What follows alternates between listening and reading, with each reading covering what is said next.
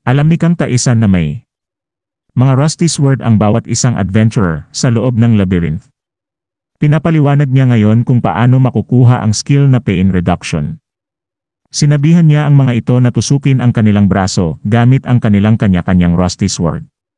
Pero kinakailangan nilang mag-ingat dahil kailangan nilang iwasan ang kanilang buto dahil kung matatamaan nila ito, mas magiging masakit ang kanilang gagawin. Natigilan ang lahat sa kanilang narinig. Nawala na ang excitement sa kanilang mga mukha nang marinig nila ang paliwanag ni Kang Taisan. Nahihirapan silang paniwalaan ang mga pinapaliwanag nito. Nagtataka naman si Kang kung bakit sila natatakot gayong kalapit lang naman nila ang Fountain of Life at kahit anong oras ay pwede silang magpagaling. Mahalaga ang skill na pain reduction dahil kung gagamitin mo ito habang kalaban mo ang bigat, makukuha mo ang skill na unbroken will. Hindi pa rin makapaniwala ang ibang adventurers dahil parang sinasabihan sila ni Kang na wakasan na ang kanilang mga buhay. Unti-unti naman nawawala ng pag-asa ang ilan dahil ang pinakamadaling skill na makuha ay napakahirap na para sa kanila. Gayunpaman, hindi na ito pinansin ni Kang at nagpatuloy pa siya sa pagpapaliwanag sa ibang skills. Ang sumunod na skill na tinuro niya ay ang skill na apnea. Makukuha mo ito kung tatalon ka sa Fountain of Life at hahayaang lumubog ang iyong sarili. Kapag malapit ka ng maubusan ng hininga, pwede ka naman umahon. Mahirap itong makuha dahil kailangan yung tipong malapit ka ng malunod bago ka umahon. Malaki naman ang balik sa pagkakakuha ng skill na ito dahil sa oras na ginamit mo ito habang winawasiwas mo ang iyong sandata, makukuha mo ang skill na breathless strike. Tulad ng sa naunang skill, pakiramdam ng iba ay sinasabihan na sila ni Kang na wakasan na ang kanilang mga walang kwentang buhay. Ang sumunod na skill ay ang skill na endurance na makukuha mo lang kung hahayaang mabawasan ka ng tuloy-tuloy ng bigat hanggang sa maging isa na lang ang HP mo at pagkatapos noon ay sasalagin mo naman ng 30 beses ang atake ng bigat na pwedeng kumitil sa iyong buhay. Napakahalaga ng skill na ito dahil bukod sa makukuha mo ang skill na block, makukuha mo rin ang isa sa pinakamahalagang skill na holding on. Mukhang hindi na interesado ang iba sa mga tips ni Kang Taisan. Para sa kanila, parang napakahirap isugal ang kanilang buhay para lang makakuha ng skill. Hindi nila kayang gumawa ng ganitong mga ka-extreme na bagay para lang makakuha ng ilang skills. Hindi naman sila pinilit ni Kang dahil may kanya-kanya naman silang diskarte. Alam niya rin na normal lang ang ganitong mga reaksyon para sa mga ganitong klase ng tao na nasanay sa sibilisadong pamumuhay. Para sa kanila, ang pakikipaglaban o giyera ay parte lamang ng kasaysayan o problema ng ibang bansa. Ang mga taong ito ay hindi naranasang isugal ang kanilang buhay para sa isang bagay. Hindi basta-basta mabubura ng labyrinth ang pagkatao ng mga taong ito. Pero kailan pa sila matatauhan at seseryosohin ang nalalapit na pagkagunaw ng mundo?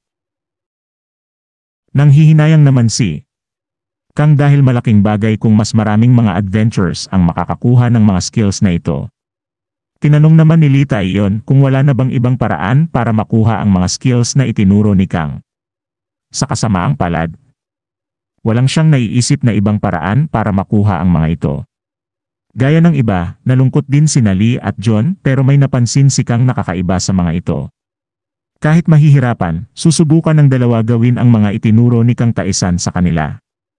Buti na lang at may mga taong kagaya nila na handang kumasa sa hamon ng labyrinth na ito. Nagulat naman ang iba nang mabasa ang mga komento ni Lee at John. Iniisip nilang nahihibang na ang mga ito basta na lang susunod sa mga pinagsasabi ni Kang Taisan. Hindi nga sila nakakasiguro kung totoo ba ito dahil may tsansang nagsisinungaling lang si Kang at nais lang nito na mapahamak sila. Inabangan naman ni Kang ang magiging sagot ni Lee at Jun sa mga sinasabi ng ibang adventurers. Pinagtanggol ng dalawa si Kang Taisan sa community board at sinabing walang dahilan si Kang para gawin ang mga bagay na ibinibintang sa kanya. Ano ba ang makukuha ni Kang kung ipapahamak niya ang mga ito? Nakalimutan na ata nila na kaya sila nakasurvive hanggang ngayon ay dahil sa mga payo ni Kang Taisan. Nasampal ng katotohanan ang mga reklamador na adventurers.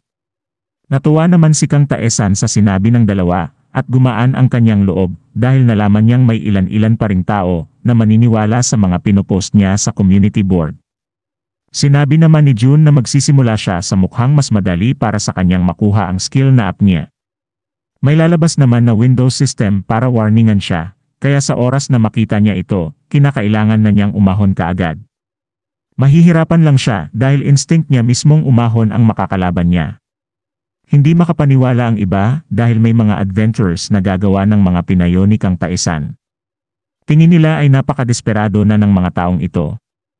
Nagpaalam na si Kang Taesan sa mga adventurers sa community board. Saka na niya ituturo ang iba pang skills na nalalaman niya para hindi maguluhan ang mga ito. Noong una, nagtataka ang multo kung ano ang ginagawa ni Kang Taesan, pero mukhang nagsasayang lang ito ng oras sa ibang adventurers. Para sa kanya, wala namang magagawa ang mga payo niya sa mga ito dahil nakatadhana na kung sino ang mamamatay dito sa loob ng labyrinth. Hindi naman ito pinaniniwalaan ni Kang at umaasa siya na malaki ang maitutulong ng mga payo niya upang mas maraming makaligtas dito sa loob ng labyrinth. Naasar naman ang multo dahil parang napakababaw ng ginagawa nitong si Kang para sa kanya. Nag-aya na siyang magpatuloy sa paglalakbay. Nandito na sila sa tapat ng pinto ng boss ng ikalawang palapag. Di naman makapaniwala si Kang dahil nakarating na sila kaagad sa boss room. Nagtataka naman ang multo kung bakit hindi humihingi ng impormasyon si Kang sa kanya tungkol sa boss na ito. Sayang dahil panalo siya sa pustahan nila kaya only tanong siya sa multo. Hindi naman na niya kailangang tanungin ang multo kung ano ang boss dahil halata naman kung sino ito base sa mga nakalalaban nila sa palapag na ito. May ibang bagay siyang itatanong sa multo sa susunod pang mga pagkakataon. Ngayon ay magsisimula na ang pakikipaglaban niya sa boss ng ikalawang palapag. Makakarap nila ang isang goblin na mukhang isang magician. Nagsumon ito ng isang goblin at pinataake kay Kang Taesan. Habang papalapit na kay Kang ang isang goblin, nagsimula ng mag-chant ng spell ang goblin na magician. Hindi naman naawat ng multo si Kang at nagkasagupa na ang dalawa. Nasalag ni Kang ang pag-atake nito gamit ang kanyang kalasag. Gamit naman ang kalasag na ito, ipinalo niya ito sa mukha ng goblin na sumugod sa kanya. Di naman mapakali ang multo at inaawat si Kang. Pakiramdam niya ay nahuli na siya sa pagbibigay babala kay Kang Taesan. Alam niyang alam ni Kang ang mga skill ng mga goblins pero mukhang hindi nito naunawaan ang kanilang ginagawang strategy. Ang goblin na pinasugod niya ay diversion lamang para makapag-cast siya ng spell. Ang dapat ginawa ni Kang ay sinugod niya kaagad ang goblin na magician. Sinabihan naman siya ni Kang na huwag mag-alala dahil alam niya ang ginagawa niya. Para kay Kang Taesan. Ito ang pinakamagandang opsyon, hinayaan niyang matuloy sa pag-cast ng spell ang magician na goblin. Natapos na itong mag-cast at itinira na papunta kay Kang. Nabalot ng kakaibang araw ang buong paligid ni Kang. Bagamat direktang tinamaan si Kang, nanatili itong nakafocus at kampante. Pumikit siya at tuluyan ng nagpasakop sa skill ng goblin magician. Pagbukas ng kanyang mga mata, tumambad sa kanya ang lugar na bagamat hindi niya pa nakikita, ay pamilyar na sa kanya.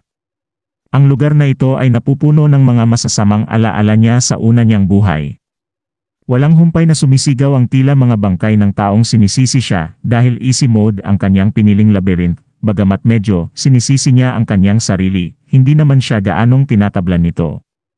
Bumungad naman sa kanya ang imahe ni Lee Taeyeon, isa sa mga importanteng tao sa buhay niya. Sinisisi siya nito sa kanyang pagkakahamak.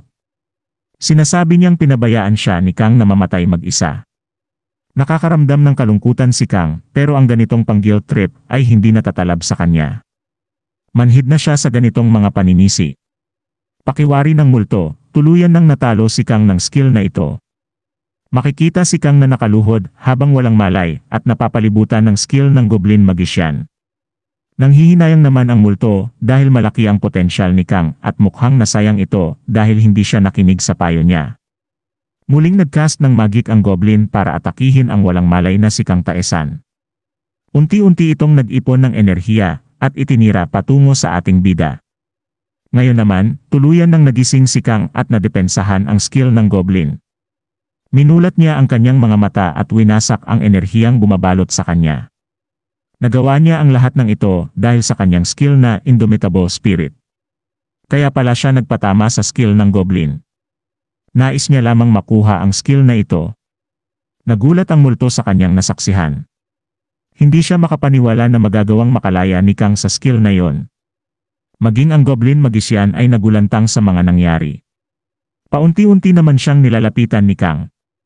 Muling nagcast ang goblin ng skill at itinira ito kay Kang Taesan.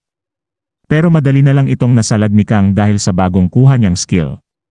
Kinakabahan na ang goblin pero nagawa pa rin niyang magbato ng ibang skill kay Kang. Gumamit siya ng skill na curse, pero ang mga skill ngayon na mentalidad ang inaatake ay wala nang talab kay Kang. Unti-unting lumapit si Kang sa goblin hanggang sa mahuli niya ito ng tuluyan. Dahil naman sa paulit-ulit siyang naatake ng mind-related magic, nagkaroon siya ng mga bagong skills gaya ng spirit resistance at magic resistance. Ngayong nakuha na niya ang mga gusto niya, tinapos na niya ang goblin magician. Nagulat ang multo dahil nagawa ni Kang na kontrahin ang mga mind-related magic gamit lamang ang tibay ng kanyang pag-iisip. Maski siya ay hindi kayang gawin ito noong siya ay nabubuhay pa lang. Balak niyang payuhan si Kang kung paano talunin ang kalaban na ito para magkaroon ito ng utang na loob sa kanya. Pero hindi niya inaasahan na ganito kalakas si Kang. Kahit sa imahinasyon ay hindi niya maisip na may ganitong klaseng adventure pala.